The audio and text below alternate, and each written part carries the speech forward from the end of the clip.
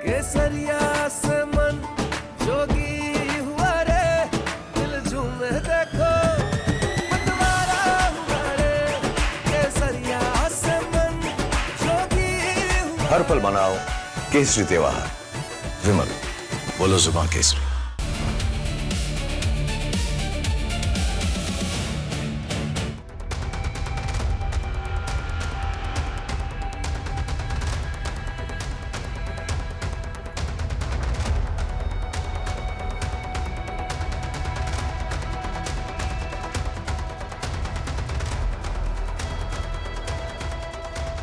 नमस्कार, बहुत स्वागत है आपका। आप देख रहे हैं प्रहार। आपके साथ मैं हूं सलोनी श्रीवास्तव अजमेर और प्रहार में आज सबसे पहले बात करने जा रहे हैं दुनिया के सबसे बड़े पावर गेम की।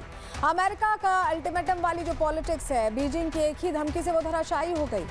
बिना किसी रोक टोक के चीनी जहाजों के हॉर्मूज पार करना ये बता रहा है कि ट्रंप का मैक्सिमम प्रेशर जिनपिंग के सामने पानी मांग रहा है। ये ग्लोबल ऑर्डर की नई बिसात है।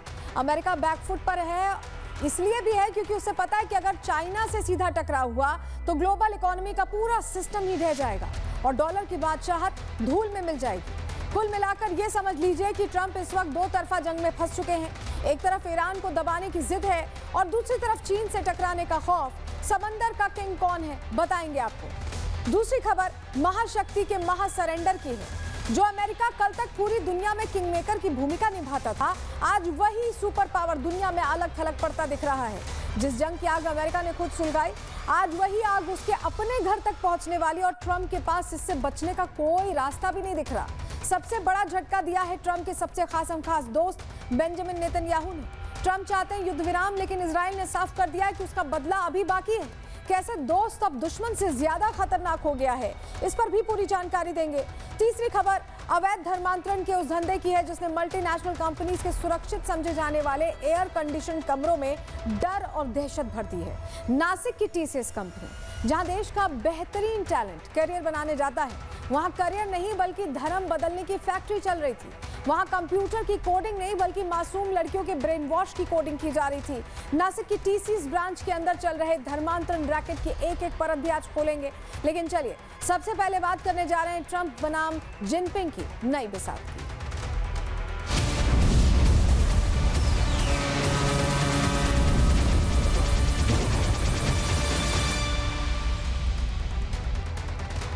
तो चलिए प्रहार की शुरुआत करने जा रहे हैं आज के सबसे बड़े सवाल के साथ। क्या हॉर्मूज पर ट्रंप ने घुटने टेक लिए हैं? ये सवाल इसलिए क्योंकि जो तस्वीरें और खबरें सामने आ रही हैं वो यही कहानी बयां कर रही हैं। हॉर्मूज की नाकेबंदी के बाद अमेरिका को चीन की ऐसी सख्ती देखने को मिल रही है, ऐसी सख्त फटकार मिली है कि सुपर पावर बैकफुट पर नजर आ रहा है। क्या ड्रैगन के दबाव में अब अमेरिका पूरी तरह से आ चुका है? दुनिया के सबसे शक्तिशाली नेता ने अपने कदम अब क्या पीछे खींच लिए हैं ड्रैगन के दबाव के आगे? क्या ट्रंप की अमेरिका फर्स्ट की नीति बीजिंग के सामने पस्त हो गई है?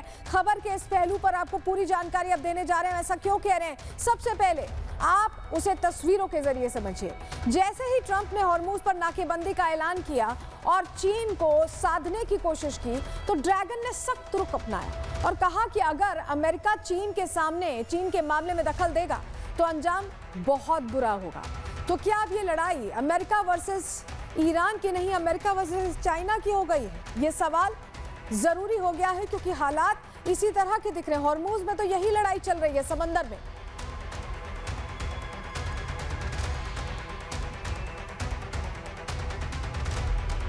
तो देखिए अमेरिका बैकफुट पर आ गया है। चीन डरकर हॉर्मूज में खुद ब खुद चीनी जहाजों को दिया जा रहा है रास्ता, और वो आराम से बिना किसी रोक टोक के रास्ता पार भी कर रहे हैं। अमेरिका इस कदर हदस गया, इस कदर डर गया है कि चीनी जहाज आसानी से रास्ता पार कर ले रहे हैं। तो कैसी नाकेबंदी है ये, जहां जहाज आराम से गुजर जा रहे हैं? तो ये तो किसी काम की नाकेबंदी नहीं हुई। आखिर सुपर पावर कहा जाने वाला अमेरिका चीन की धमकी से डर कैसे गया? आपको ग्राफिक्स के जरिए इस पर पूरी डिटेल देते हैं, जानकारी आपके सामने रखते हैं। देखिए स्ट्रेट ऑफ हॉर्मूज जो है वो तेल की लाइफलाइन है, ये हम सभी जानते हैं। यहाँ चीन को रोकना अमेरिका के लिए आसान नहीं है। अमेरिका सीधा टकराव नहीं चाहता है क्योंकि ऑलरेडी बहुत सारे फ्रंट्स खुले हुए हैं। अगर चीन के साथ युद्ध हुआ तो बहुत नुकसान अमेरिका को होगा। चीन का संदेश ऐसे में सीधा है कि पीएलए तैयार बैठी है। अगर सोच रहा है अमेरिका की कुछ करेगा तो इनकी पीपल्स लिबरेशन आर्मी मैदान में उतर जाएगी। तेल कीमतों में भारी उछाल का डर भी अमेरिका को सता रहा है, क्योंकि अभी भी ईरान से जिस तरह से सप्लाई बाधित हुई है और मुझसे देखिए ग्लोबल राइज तो हुआ ही है प्राइसेस में। ग्लोबल मार्केट ऐसे में और हिल सकता है अगर चाइना के साथ फ्रंट खुल जाए। दो मोर्चों पर जंग छेड़ना बहुत बड़ा रिस्क अमेरिका के लिए हो जाएगा। दक्षिण चीन सागर से पहले से ही तनातनी फैली हुई है, वहाँ फिलीपींस ताइवान के साथ रिश्ते सही नहीं है और ऐसे में ट्रेड वॉर का खतरा भी मंडराता दिख रहा है। अमेरिकी कंपनीज पर ऐसा रिस्क सीधे सीधे आएगा। एशिया में दबदबा भी खतरे में पड़ जाएगा और नौसेना टकराव का भी पूरा डर है, क्योंकि ये बात सीधे सीधे समंदर की है। इस बीच एक बड़ी खबर आ रही है, उसका रुख कर रहे हैं इसी जुड़े आपको बताएं। ईरान अमेरिका सीजफायर पर बड़ी जानकारी मिल रही है। 2 हफ्ते और बढ़ सकता है सीजफायर। सूत्रों के हवाले से खबर मिल रही है अगले 2 से 3 दिनों में फिर से वार्ता हो सकती है। तो ये बड़ी खबर बता रहे हैं, पहले 16 तारीख तय की गई थी, लेकिन अब कहा जा रहा है कि 2 से 3 दिनों में फिर वार्ता हो सकती है और जो सीज फायर की मियाद है वो बढ़ सकती है। ये बड़ी जानकारी हम आपको दे रहे हैं, बड़ी खबर, 2 हफ्ते और बढ़ सकती है सीज फायर। तो ये बहुत अहम इसलिए हो जाता है क्योंकि ये जो वार्ता है इस पर अब दुनिया की निगाहें टिकी हैं कि क्या सीज फायर ही रहेगा या युद्ध फिर से शुरू होगा, क्योंकि दोनों मोर्चे यहाँ तैनात दिखाई दे रहे हैं। दोनों की तरफ से बड़ी बड़ी बातें कही जा रही हैं, लेकिन अब ये जो ताज़ा अपडेट आया है सूत्रों के हवाले से, जो बड़ी जानकारी हम आपको दे रहे हैं, कहा जा रहा है कि 2 से 3 दिन में मुलाकात हो सकती है और उस मुलाकात के बाद 2 हफ्ते तक और ये सीज फायर की मियाद बढ़ सकती है। इसी बीच खबर है कि हॉर्मूज को लेकर चीन अमेरिका को सिर्फ धमकी नहीं दे रहा है, बल्कि उसके खिलाफ युद्ध की तैयारी भी कर रहा है। अगर हॉर्मूज पर टकराव बढ़ता है तो चीन खुलकर मैदान में आएगा। उसके लिए चाइना ने वॉर ड्रिल भी शुरू कर दिया। उसकी तस्वीर यहाँ हम आपको दिखा रहे हैं। युद्ध तैयारियों में अमेरिका के सामने खड़े होने के लिए चाइना जुटा हुआ है और ये बताता है कि चीन जब तैयारी कर रहा है तो असर भी बड़ा हो सकता है। तो ट्रंप अब बुरी तरह से घिर गए, आप समझ जाइए, चारों ओर से फंस गए और हॉर्मूज पर भी उनके नाकेबंदी वाले दावे पिट चुके हैं। तस्वीर हम आपको दिखा रहे हैं। क्यों ऐसा कह रहे हैं इसको लेकर आप समझिए। तस्वीर देखिए, स्ट्रेट ऑफ हॉर्मूज की तस्वीर है और यहाँ से आप आसानी से देखिए शिप्स पास हो रहे हैं। हालांकि बहुत बड़ी संख्या में पास नहीं हुए हैं, लेकिन फिर भी 20 जहाज गुजरे हैं। अगर अमेरिका का ब्लॉकेड है, अमेरिका की नाकेबंदी है, आप ये देखिए, ये जो आप सकरा रास्ता देख रहे हैं, ये शिप्स गुजरने का यहाँ से आप रास्ता देख रहे हैं और आप समझिए कि अगर नाकेबंदी है अमेरिका की, उसके बाद भी 20 जहाज गुजर जा रहे हैं, तो किस काम की नाकेबंदी है? इसका मतलब कि अमेरिका के हाथ में कुछ नहीं है। अमेरिका सिर्फ नैरेटिव बनाने की कोशिश कर रहा है, सिर्फ माहौल बनाने की कोशिश कर रहा है। तो हॉर्मूज पर अमेरिका की लड़ाई अब ईरान के साथ नहीं, चीन के साथ हो गई। आप ये भी समझ लीजिए क्यों अमेरिका की नाकेबंदी के बाद से ही अमेरिका चीन के बीच टकराव के हालात बने हैं। चीन ने अमेरिका को क्या धमकी दी है, आपको उसकी भी डिटेल्स दे देते हैं। आपने हॉर्मूज की तस्वीर देख ली जहां से 20 जहाज गुजरे हैं और कैसे ये आमने सामने की लड़ाई चाइना और अमेरिका के लिए अब हो गई है हॉर्मूज पर। चलिए जानकारी आपके सामने ग्राफिक्स के जरिए रखते हैं। देखिए, हॉर्मूज की नाकेबंदी वैश्विक हितों के खिलाफ है। ड्रैगन ने सीधी सीधी चेतावनी दे दी है, कहा है कि यूएस की धमकी के बाद चीन शुरू कर रहा है अपनी युद्ध की तैयारी। हमने आपको तस्वीर भी दिखाई और विध्वंसक हथियारों की ताकत अमेरिका को चाइना ने दिखा दी है कि अगर वो मैदान में उतरेंगे तो बड़ी तबाही होगी। ये सीधा मैसेज उनकी तरफ से दे दिया गया है। मिसाइल्स, फाइटर जेट्स के जरिए युद्धाभ्यास किया है ड्रैगन ने, चाइना ने, और सबमरीन के जरिए समुद्री ताकत का भी प्रदर्शन किया गया, क्योंकि जंग तो इस वक्त समंदर में लड़ी जा रही है, हॉर्मूज में लड़ी जा रही है। वहीं चीन की नाराजगी की वजह भी समझ लीजिए। चीन जो है नाकेबंदी से चीन अर्थव्यवस्था को झटके की आशंका है। अगर हॉर्मूज ऐसे बंद रहता है, तेल महंगा हो सकता है, फैक्ट्रीज प्रभावित हो सकती हैं, महंगाई बढ़ सकती है। लेकिन इन सारी चीज़ों का निष्कर्ष क्या है, बड़ी बात क्या है? नाकेबंदी के बावजूद हॉर्मूज से चीनी शिप गुजर रहे हैं। तो किस काम की है नाकेबंदी? ये खुले तौर पर अमेरिका के लिए चेतावनी ही है कि आप चाहे जो कर लीजिए, जो चाइनीज शिप हैं वो आसानी से गुजर जाएंगे, आप चाहे कितनी भी बड़ी बड़ी बातें करते रहें। तो जहां देखिए इस तरह की बातें चल रही हैं हॉर्मूज में, दावों के बीच चीनी शिप आसानी से गुजर रहे हैं, 20 जहाज गुजर चुके हैं, तो सीधा मतलब यह है कि बहुत इफेक्टिव अमेरिका की नाकेबंदी नजर नहीं आती है। इसका सीधा अर्थ ये निकलता है। वहीं इस बीच सेंटकॉम का पोस्ट भी सामने आया है जिसमें वो हॉर्मूज पर पूरी तरह से अमेरिकी ब्लॉकेज का दावा कर रहे हैं। आप उनका पोस्ट आपको दिखाते हैं, आप जरा पोस्ट देखिए, लेकिन पोस्ट बहुत सच्चा नहीं लगता, क्योंकि अगर वाकई इतनी कड़ी नाकेबंदी होती तो ये जहाज कैसे गुजरते जो हमने आपको दिखाए। 20 जहाज गुजर गए। आपको पोस्ट दिखाते हैं, पोस्ट दिखाइएगा जरा। सेंटकॉम का पोस्ट जो आया है वो हम दर्शकों के सामने रख रहे हैं। ये देखिए, ईरान अगर पूरी तरह से वहाँ एक्टिव है, अमेरिका पूरी तरह से एक्टिव है और उसके बावजूद चाइनीज शिप गुजर जा रहे हैं, तो इसका मतलब है कुछ बहुत असर नहीं हुआ है। कुछ होने के बाद अमेरिका अपनी भद खुद पिटवा रहा है, ये तस्वीरों में समझ में आ रहा है। देखिए, सेंटकॉम ने जो पोस्ट किया है उसमें ईरान का ऑयल ट्रेड पूरी तरह से ब्लॉक होगा, ये कहा गया है सीधे सीधे, लेकिन इसमें सच्चाई नहीं है। जहां अमेरिकी सेंटकॉम हॉर्मुज पर फुली ब्लॉकेज का दावा कर रहा है, वहीं ट्रंप अब युद्ध से भाग रहे हैं। वो कह रहे हैं कि ईरान युद्ध जल्द ही खत्म हो जाएगा। उनका ये बयान भी सुन लीजिए। I think it's close to over, yeah. I mean, I view it as very close to over. You know what? If I pulled up stakes right now, it would take them 20 years to rebuild that country. And we're not finished. तो सुना आपने, Donald Trump युद्ध से भाग भी रहे हैं और हार मानने को भी तैयार नहीं है, क्योंकि वो एक तो वैसे ही उनकी साख पर बट्टा लग चुका है और अगर वो आसानी से हार मान लेते हैं तो दुनिया भर में हंसी के पात्र बन जाएंगे। और इसलिए ईरान युद्ध से उन्हें कितना डेंट मिला है वो भी हम आपको जानकारी देते हैं, पूरा आंकड़ा आपके सामने रखते हैं, क्योंकि बहुत नुकसान हुआ है अमेरिका का। आप जान लीजिए, सैनिकों की अगर बात करें तो 399 सैनिक घायल हैं, 13 की मौत हो चुकी है और ये बहुत सुपरफिशियल आंकड़े हो सकता है, इससे ज्यादा हो। आर्थिक नुकसान कितना हुआ ये जान लीजिए। हर दिन $500 मिलियन का जो हार्ड अर्न मनी है टैक्स पेयर्स की, इतना नुकसान हो रहा है और अब तक 18 से $33 बिलियन, बहुत बड़ा आंकड़ा है ये। बड़ी बात इसमें क्या है कि हॉर्मुज में नाकेबंदी से तेल 100 बैरल पार पहुंच चुका है प्रति बैरल और अमेरिका में गैसोलीन की कीमतें ऐसे बढ़ गई हैं।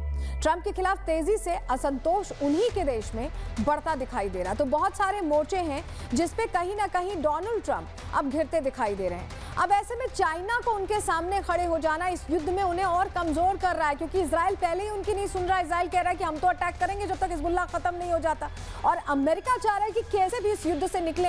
और अब तो चाइना ने कह दिया है कि अगर चाइनीज शिप्स को की तरफ देखा या इसे ब्लॉकेट करने की कोशिश की तो वो भी मैदान में आने वाले हैं। कैसे ये लड़ाई मुश्किल खड़ी कर रही है अमेरिका के लिए, ट्रंप के लिए, रिपोर्ट के जरिए आपको बता रहे हैं।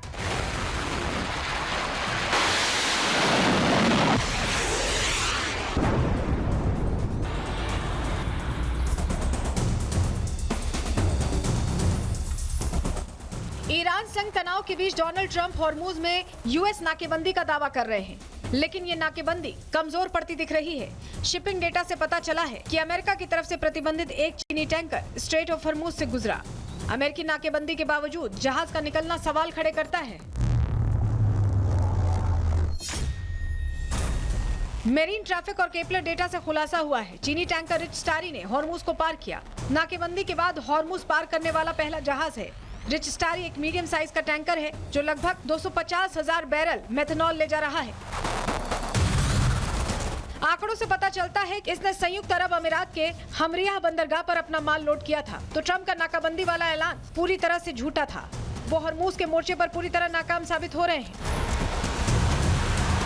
जहां चीन आसानी से हॉर्मुज से अपने तेल से भरे जहाज ले जा रहा है, वहीं अमेरिका के वित्त मंत्री स्कॉट बेसेंट चाइना को आंखें दिखा रहे हैं। चीन अपना तेल नहीं ले पाएगा। वो तेल तो ले सकते हैं लेकिन ईरानी तेल नहीं ले सकते हैं। तो अमेरिका चीन से इतना डर गया है कि उसके बयानों में भी विरोधाभास है। पहले कहता है कि वो तेल नहीं ले पाएगा, फिर कहता है ईरान से नहीं ले पाएगा। तो अमेरिका खुद बहुत उलझा हुआ है। वो इस मोर्चे पर ऐसा फंसा है कि वो ना तो गले में फंसी हड्डी उगल पा रहा है, ना निगल पा रहा है। Bureau report, Republic Bharat.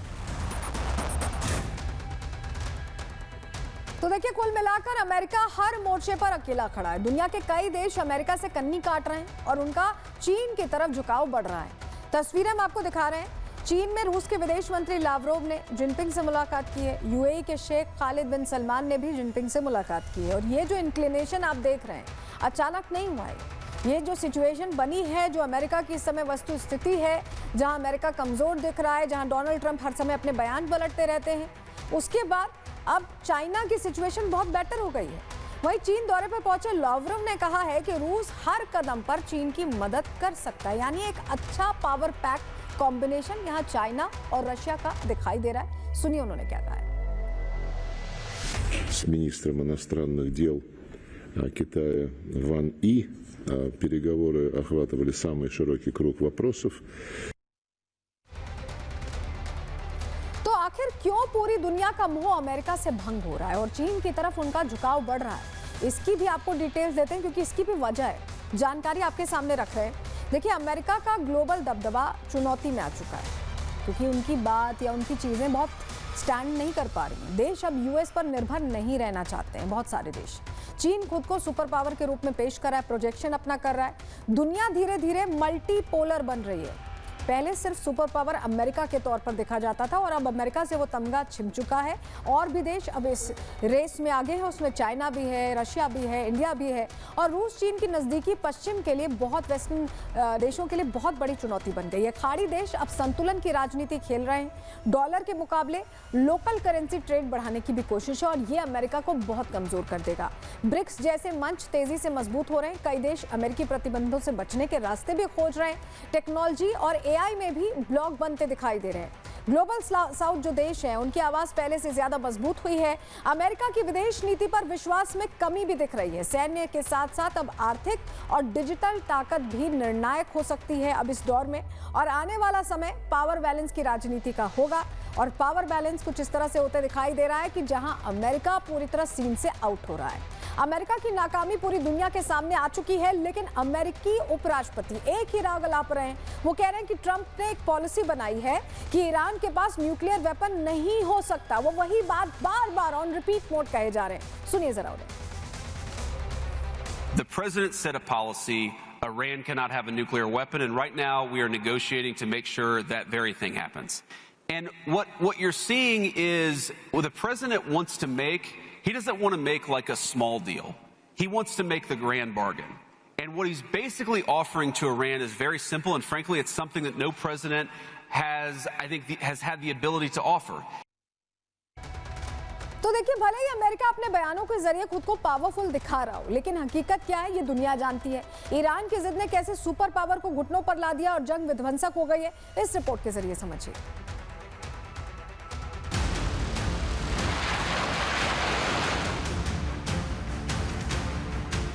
America ने हॉर्मुज पर ऑयल लॉक लगाकर दुनिया की एनर्जी सप्लाई पर दबाव बना दिया है।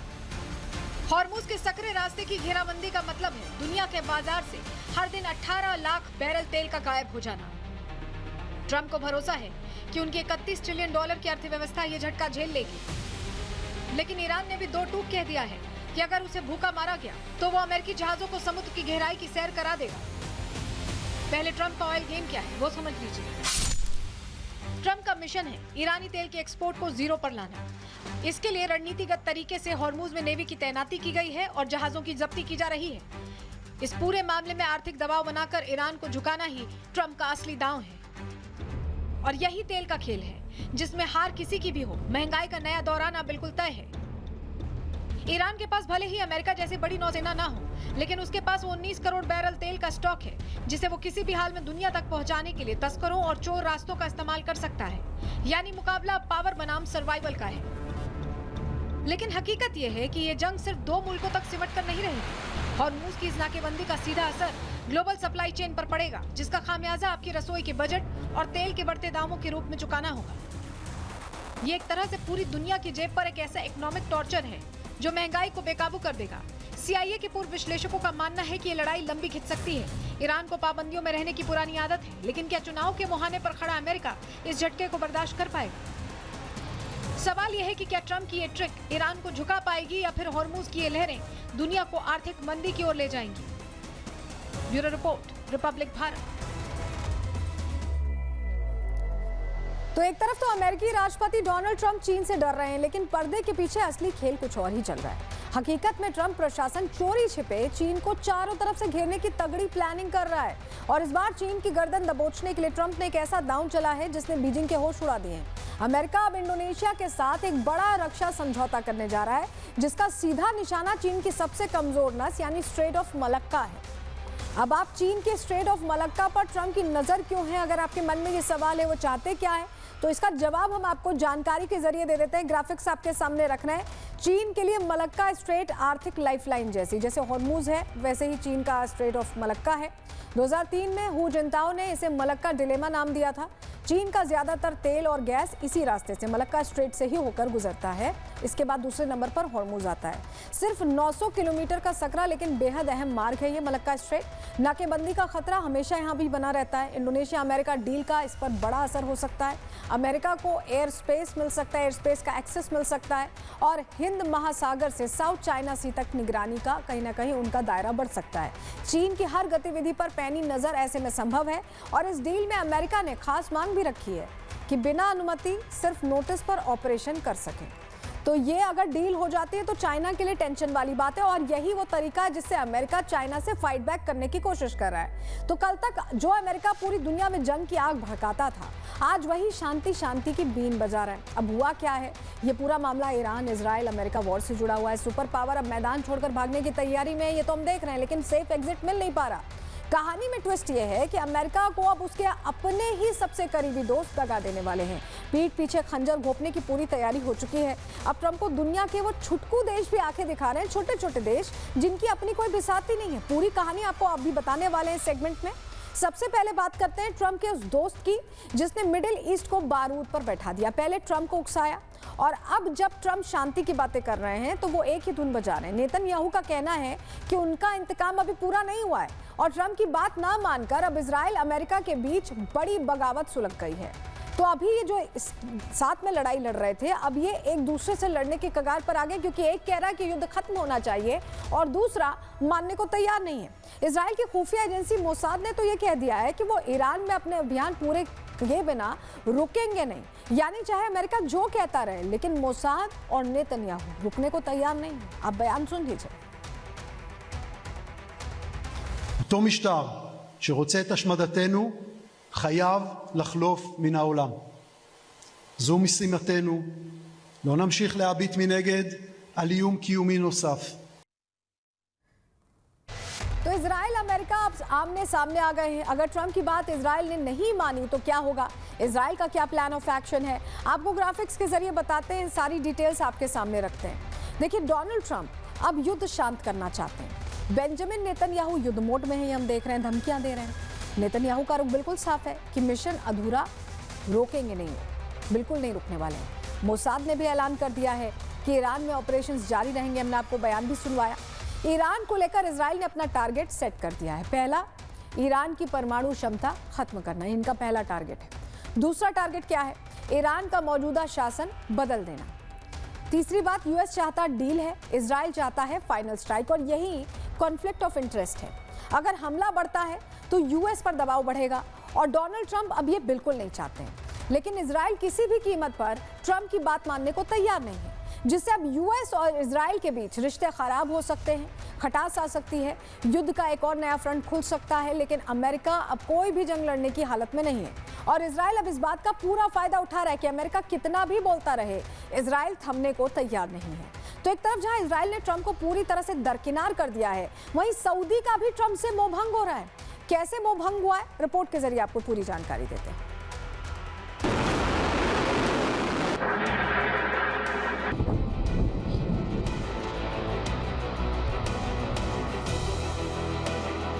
ईरान अमेरिका के युद्ध में सबसे ज्यादा परेशानी उन देशों को उठानी पड़ी जहां अमेरिकी बेसिस थे। इस हमले में सऊदी को भारी नुकसान हुआ, जिसके बाद अब उसका रुख बदल रहा है। राजनीति में बदलते समीकरणों और अमेरिका पर घटती निर्भरता के संकेत के तौर पर इसे देखा जा रहा है। ईरान युद्ध के दौरान सऊदी को काफी नुकसान उठाना पड़ा। सऊदी में मौजूद मिलिट्री बेसिस पर ईरान ने जमकर मिसाइलें बरसाई। इस युद्ध की वजह से हॉर्मुज ब्लॉक होने से भी आर्थिक नुकसान हुआ। सऊदी की ऑयल रिफाइनरीज पर भी ईरान ने हमला किया, और अमेरिका ने सऊदी के लिए कुछ नहीं किया। इन्हीं घटनाओं की वजह से फिलहाल परिस्थिति ये है कि सऊदी को अमेरिका पर जो भरोसा हुआ था वो टूट रहा है। वॉल स्ट्रीट जर्नल के मुताबिक सऊदी अरब अमेरिका पर दबाव डाल रहा है कि वो स्ट्रेट ऑफ हॉर्मुज की नौसैनिक घेराबंदी तुरंत हटा ले और दोबारा बातचीत की मेज पर लौट आए। सऊदी और अन्य खाड़ी देशों को डर है कि अगर अमेरिका ने घेराबंदी जारी रखी तो ईरान बदला लेने के लिए उनके वैकल्पिक रास्ते भी बंद कर सकता है। ऐसी स्थिति उनकी अर्थव्यवस्था के लिए बड़ा झटका होगा। सऊदी का तेल लाल सागर के रास्ते बाब अल मंदेब से जाता है। अगर बवाल बढ़ा तो ये रास्ता भी बंद होने के आसार हैं, और सऊदी ये बिल्कुल नहीं चाहता, उसकी मुश्किल बढ़ जाएगी। हॉर्मुज के हाहाकार के बाद उनका तेल अब तक दूसरे रास्तों से निकल रहा था, लेकिन ट्रंप के इस कदम से वो भी खतरे में आ जाएंगे। 2017 में ट्रंप सत्ता में आए तो यूएस सऊदी रिश्ते कमजोर थे। ओबामा ने 2015 में ईरान के साथ JCPOA किया था। सऊदी को लगा अमेरिका ईरान को ताकत दे रहा है। खाड़ी में यूएस अपने पुराने दोस्त को नजरअंदाज कर रहा था। ट्रंप ने आते ही रिश्ते सुधारने का फैसला किया। मई 2017 पहला विदेशी दौरा सीधे सऊदी अरब गए। यहीं से रिश्तों में बड़ा टर्निंग पॉइंट आया। $110 बिलियन का तुरंत हथियार सौदा हुआ। 10 साल में कुल $350 बिलियन की डिफेंस डील हुई। इसमें tank, missile systems, radar, cyber tech शामिल है। मकसद साफ था, ईरान को बैलेंस करना। ट्रंप ने JCPOA से अमेरिका को बाहर निकाला, ईरान पर कड़े प्रतिबंध लगाए। सऊदी के लिए ट्रंप बना सबसे भरोसेमंद पार्टनर। अमेरिकी सऊदी रिश्ते फिर से मजबूत हो गए। हालांकि अब हालात अलग हो चुके हैं और सऊदी को यही अमेरिका से खतरा नजर आ रहा है। Bureau report, Republic Bharat. तो देखा आपने, हर देश छिटक रहा है, इजराइल छिटक रहा है, सऊदी छिटक रहा है। सऊदी का मोह भंग हो चुका है, इजराइल को भी उसने आड़े हाथों ले लिया, इजराइल ने भी अमेरिका को। और सऊदी का कहना है कि इजराइल के नेताओं को कभी माफ नहीं किया जाएगा। आप सुनिए जरा। Israel chose to ignore the court's ruling, showing that it considered itself above the law. तो ईरान के साथ जंग छेड़कर अब अमेरिका और इजराइल दोनों ही अपने दोस्तों से दूर होते जा रहे हैं। अब इटली ने इजराइल के साथ एक रक्षा समझौता किया था, उसे निलंबित कर दिया है। पहले क्या कहा है सुनिए, उसके बाद इसके मायने समझाएंगे आपको। Esprimo la mia solidarietà a Papa Leone, le dico di più, francamente io non mi sentirei a mio agio in una società nella quale i leader religiosi fanno quello che dicono i leader politici. तो आपने सुना Giorgia Meloni ने America Israel पर कैसे अपना गुस्सा जाहिर किया है। क्या कहा है आपको ग्राफिक्स के जरिए बताते हैं, पूरी बातों को उनकी डिकोड करते हैं। देखिए, अमेरिका इजराइल से अब उनके दोस्त दूरी बना रहे हैं, ये हम आपको बता ही रहे हैं। इसमें अब इटली भी ऐड हो गया है। इस जंग ने ट्रंप और नेतन्याहू की साख को गिरा दिया है। अब अमेरिका इजराइल पर किसी का भरोसा नहीं रह गया। इटली ने इजराइल के साथ रक्षा समझौता खत्म कर दिया है। इटली के पीएम ने डोनाल्ड ट्रंप को भी खरी खोटी सुनाई है। ट्रंप ने इटली को लेकर 2 मिनट में उड़ाने वाला बयान दिया था, जिसके बाद मेलोनी ने कहा है कि ट्रंप का रवैया स्वीकार नहीं है। वहीं सऊदी अरब ने भी यूएस के खिलाफ सख्त रुख अपनाया है। मालदीव्स ने भी, छोटा सा देश है मालदीव्स, वहां पर अमेरिकी राजदूत से मिलने से इनकार कर दिया मोइजू ने। तो कुल मिलाकर ट्रंप और नेतन्याहू अपनी भद पिटवा चुके हैं और बहुत सारे देश हैं जो अब उनसे धीरे धीरे किनारा करें। छोटा सा देश मालदीव्स भी इसमें शामिल है। तो इजराइल आज दोहरे मोर्चे पर खड़ा है, आप ये समझ जाइए। वैश्विक मंच पर अमेरिका से बढ़ती दूरी और जमीनी हकीकत में हिजबुल्लाह का घातक जाल। बैठकों की मेज पर समाधान ढूंढा जा रहा है, लेकिन कोई पीछे हटने को तैयार नहीं है। इजराइल जिस चक्रव्यूह को भेदना चाहता है, हिजबुल्लाह उसी में उसे उलझाए रख रहा है। सबसे पहले आपको जरा तस्वीर दिखा देते हैं, तस्वीरें आपके सामने रखते हैं। वॉशिंगटन की तस्वीर ये आप देख रहे हैं, जहां पर लेबनान और इजराइल के बीच शांति वार्ता हुई। अमेरिका की मध्यस्थता में वाशिंगटन डीसी में ये त्रिपक्षीय बैठक में दोनों देशों ने शांति समझौते को लेकर अपनी अलग अलग शर्तें रख दी हैं। तो मीटिंग की तस्वीरें हम आपको दिखा रहे हैं। वाशिंगटन डीसी में ये बैठक हुई है, जिसमें इजराइल और लेबनान बहुत लंबे अरसे बाद 33 साल बाद एक दूसरे के सामने बैठे हैं प्रतिनिधि, और यहाँ पर बात हुई है कि कैसे शांति का रास्ता निकाला जाए। लेकिन बहुत नुकसान हुआ है लेबनान में और इजराइल में भी।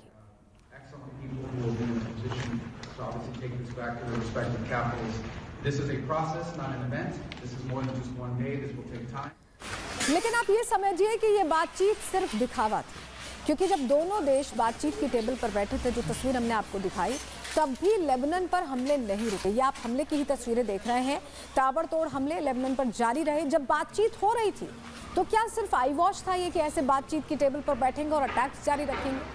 क्योंकि यहाँ तो शांति का रास्ता लेना था, शांति का रास्ता अख्तियार करना था। उसी के लिए तो ये टेबल टॉक हुई है, और बहुत दिनों बाद हुई है, बहुत सालों बाद हुई है।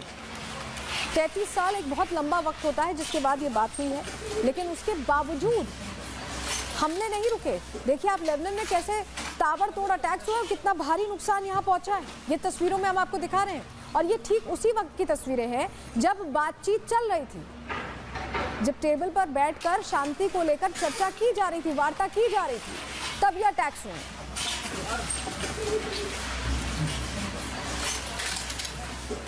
सब कुछ तितर बितर हो चुका है, आप ये तस्वीरों में देख रहे हैं। और लेबनान की हालत लगभग ऐसी ही पूरे समय बनी हुई है, क्योंकि वहां पर इजराइल के हमले बिल्कुल नहीं रुक रहे हैं, और इजराइल ने ये सोच लिया है कि हिजबुल्लाह को पूरी तरह से साफ करेंगे। लेकिन अब क्योंकि लेबनान सरकार और इजरायली सरकार के बीच बातचीत हो रही, तो लेबनान के लोगों को कुछ उम्मीदें बंधी है, क्योंकि ये जो हिजबुल्लाह पर अटैक्स होते हैं अलग अलग ठिकानों में, उसमें रिहायशी इलाके बहुत ज़्यादा हैं और वो भी प्रभावित होते हैं।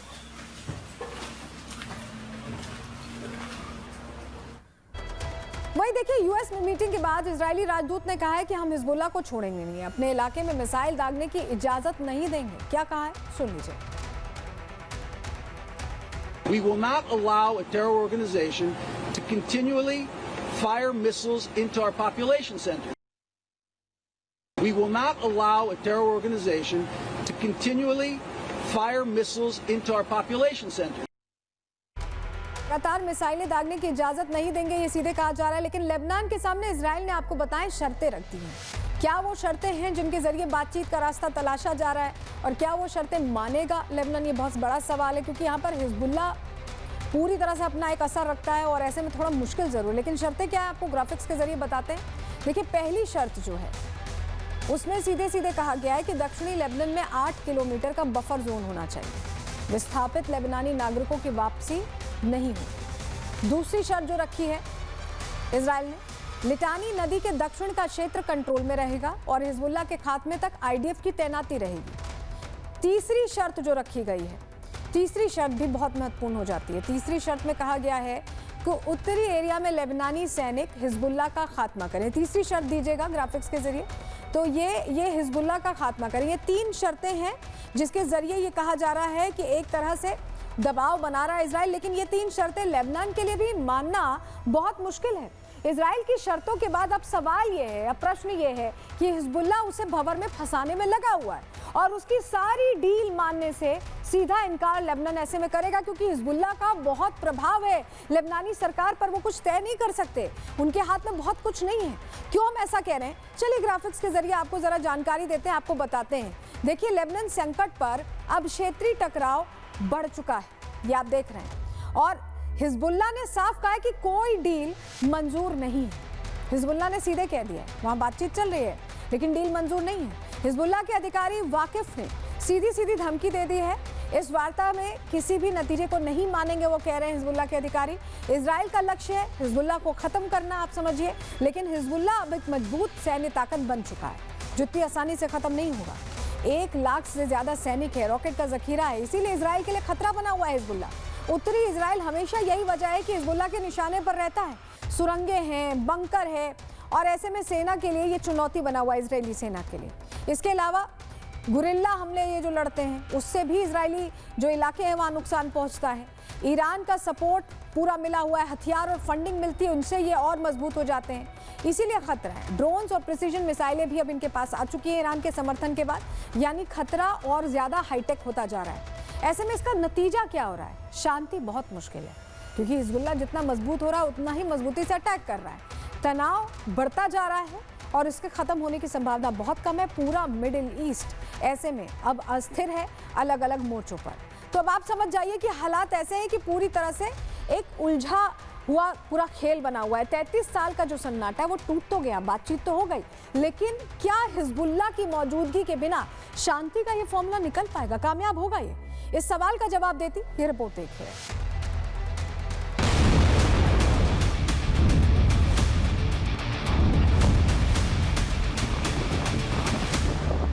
33 साल की कट्टर दुश्मनी और 1.5 महीने का भीषण युद्ध, क्या वॉशिंगटन की 2 घंटे की मुलाकात इस खटास को खत्म कर सकती है? क्या मिडिल ईस्ट में जारी सीज फायर के बीच अब कूटनीति के लिए भी कोई जगह बची है?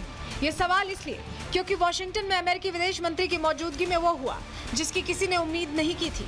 1993 के बाद पहली बार लेबनान और इजराइल लड़ाई के मैदान को छोड़कर बातचीत की मेज पर लौटे हैं। 33 साल यानी एक पूरी पीढ़ी गुजर गई, लेकिन इजराइल और लेबनान के बीच की दूरी कम नहीं हुई। अमेरिकी विदेश मंत्री मार्को रूबियो की मध्यस्थता में हुई ये 2 घंटे की बातचीत एक बड़ा दांव है।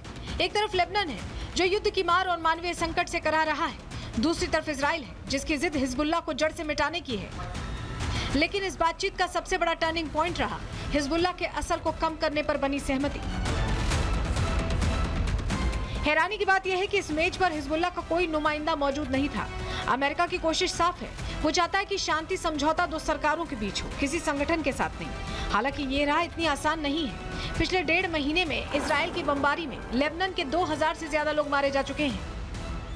हिजबुल्लाह आज भी बातचीत को ठेंगा दिखा रहा है और लगातार इजराइल को चुनौती दे रहा है। मार्को रूबियो ने इसे ऐतिहासिक अवसर तो कहा है, लेकिन साथ ही ये भी माना कि रातों रात जंग खत्म नहीं होगी। ये वार्ता एक तरह से सिर्फ पहली सीढ़ी है। हालांकि शांति की राह में बहुत से रोड़े हैं। 2 सबसे बड़े सवाल ये हैं कि क्या हिजबुल्लाह लेबनान सरकार की बात मानेगा? और क्या 33 साल पुरानी दुश्मनी बातचीत से खत्म हो जाएगी? अब सबकी नजरें इस बात पर टिकी हैं कि अगली बैठक कहां और कब होगी।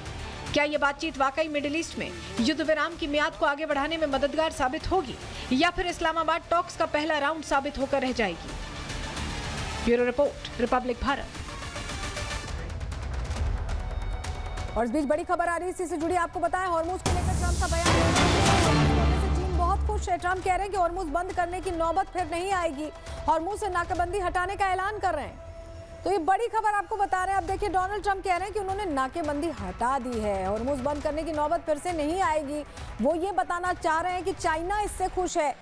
अब वो क्या एक नया नैरेटिव सेट करना चाह रहे हैं कि चाइना के जहाज निकल रहे हैं उनकी वजह से निकल रहे हैं? क्या अब ये कहानी पेश करना चाहते हैं दुनिया के सामने डोनाल्ड ट्रंप?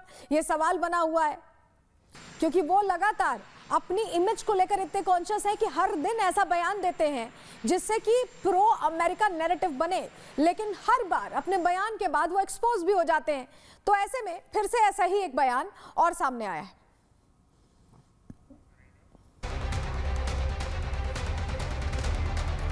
चलिए अब महायुद्ध से आगे बढ़ते हैं और अब बात करेंगे ग्रूमिंग गैंग की। क्या आपके दफ्तर में भी कई ग्रूमिंग गैंग एक्टिव हैं? क्या कोई इस तरह का गैंग तो नहीं है? देखिए, TCS बड़ी कंपनी है, सॉफ्टवेयर कंपनी है, वहां एक ऐसे ही सिंडिकेट का पर्दाफाश हुआ है जो लड़कियों को धर्मांतरण के जाल में फंसाता था। आप सोच रहे होंगे ऐसा कैसे संभव है, लेकिन ऐसा हुआ है। यहाँ पर टारगेटेड कन्वर्जन चल रहा था, पूरा खेल चल रहा था। कैसे चलाया जा रहा था ये पूरा खेल, हम आपको बताते हैं। देखिए, महाराष्ट्र के नासिक स्थित है ये TCS कंपनी, जहाँ पर ऑफिस में धर्म परिवर्तन, यौन शोषण केस की पुलिस अब जांच कर रही है और उसमें बहुत बड़े बड़े खुलासे हुए हैं। एक एक जानकारी अब सामने आ रही है। एक संगठित नेटवर्क बताया जा रहा है, चलाया जा रहा था, नए कर्मचारियों को निशाना बनाया जाता था। इस केस में अब तक 7 आरोपियों को गिरफ्तार किया जा चुका है। इसमें ऑफिस के मैनेजर अश्विनी चेनानी भी शामिल बताए जा रहे हैं, जिसे 14 दिन की रिमांड पर भेजा गया है।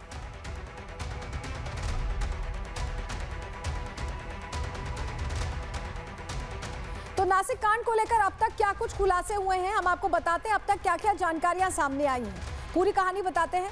देखिए, नासिक में एक तरह से कॉर्पोरेट जिहाद का ये मॉडल एक्टिव था बड़ी कंपनी TCS में। कैसे एक्टिव था जान लीजिए।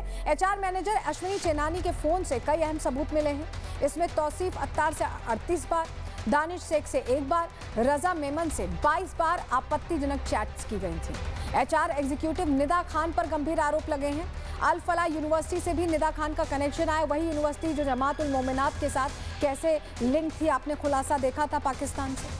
कई लोगों पर धर्मांतरण के लिए दबाव बनाया गया। इस मामले में मलेशिया के इमरान का भी नाम सामने आया है। पुलिस विदेशी फंडिंग की जांच में जुटी है। मुख्य आरोपी निदा खान अभी तक फरार है।